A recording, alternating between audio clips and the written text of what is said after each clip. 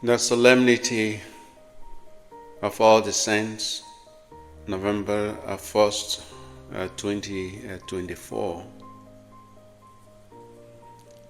Every November 1st, we commemorate the Solemnity of all the saints. Saints were people who did extraordinarily ordinary things. However, they were, like the rest of us, born of a woman. They tried to live faithfully amid the demands of life. As we remember them, we hope their example may encourage us to live a life of sainthood. As a church, we believe in the communion of the saints in heaven, the triumphant church. Many are formally canonized as saints, while some are unknown to us, but eternally in God's glory. It is a day set aside to remember all the saints and honor them for their heroic virtues and faithfulness to God during their earthly life.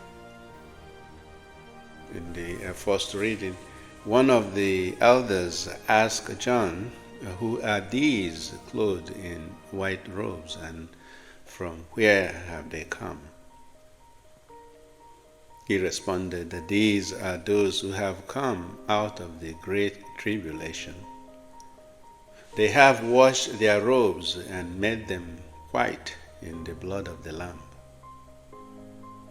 They are men and women who lived here on earth in the ways of the gospel principles and are in heaven, rejoicing with God. They come from all over the nations of the world. The church officially canonized some of them, while some are our ancestors in faith who now live with God in His eternal glory as a reward for their good deeds. Since we are not perfect people, instead they were people like us, though imperfect, but strive to be better and perfect their imperfections. Our first reading also tells us there are many of them that we can't keep up with the counts of their numbers. They were pretty numerous. Many are living in heaven that is known to us. We witnessed some of our relatives and friends who we believed lived holy lives while still with us. Some of them died young and some lived to their old age. Some of them were not quite virtuous in their younger years, but as they grew older, they became wise with God's things and were empowered by God's grace to a life of holiness. There are people from all walks of life, young and old, rich and poor. The saints' life inspires us to holiness and invites us to share the same marks of heroic virtues and fidelity to God. We pray that they may intercede on our behalf for our various needs. The saints do not need our prayers for their salvation. We need their prayers. Many of the saints are well known to us, and we honor them as families or a local community, as a church.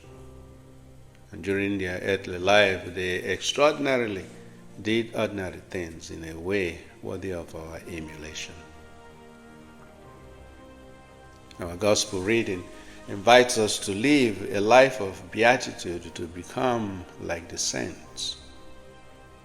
We desire and hope to live lives of the Beatitudes. Some of the saints died for the sake of the gospel. And none of us will ever set out in life looking for persecution or an oppressive place. The likelihood may never happen in one's lifetime, but there will come a moment, a time, when life throws a curve, a challenge that calls for a heroic response and to live according to our gospel's principles. Our prayer today is that where the saints are, someday we may also be. In the second reading, John tells us we are already children of God and we shall be like God in the future. It is our invitation to a life of holiness, sainthood. It is an invitation to become the best person God has made of us. The journey to sainthood begins here and now as we strive to conform ourselves to the image of Christ, the Son of God. It is the hope of the poor in spirit, the mourner, the meek, those who hunger and thirst for righteousness, the merciful, the pure of heart for the peacemakers, those persecuted for the sake of righteousness, and the oppressed, the falsely accused.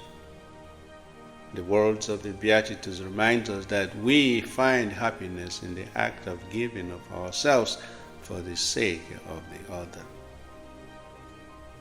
Most of us here, I believe, have received the sacrament of confirmation.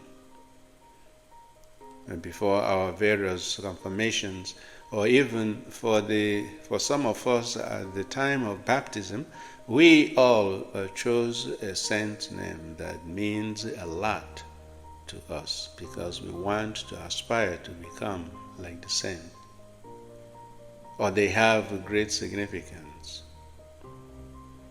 The purpose is for us to become like them in our doings and ways of life. To share in the life of the saints, we need to listen to the psalmist when he said, "Who shall climb the mountain of the Lord? Who shall climb in his holy place? The clean of hands and pure of heart, that does not desire worthless things, and not swear to deceive our neighbor." One of the things I admire about the saints is how unique they were in their earthly lives. Each strives to become the best talent they can be in their gifts. Saint Faustina's experience is unique to her, and so is the life of Saint Teresa of Avila, Saint Francis of Assisi, Saint Thomas Aquinas, Saint Andrew, and John the Baptist.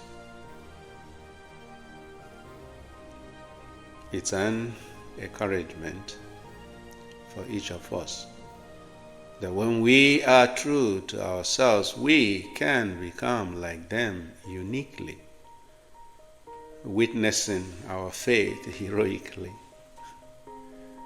Their lives were laden with challenges, but they turned their obstacles into gold, their sadness into joy, and their pain into blissful moments. We pray that through the saints' intercession, we may become more like Christ in every aspect of our lives. Father Santos K. Ibe, have a blessed day.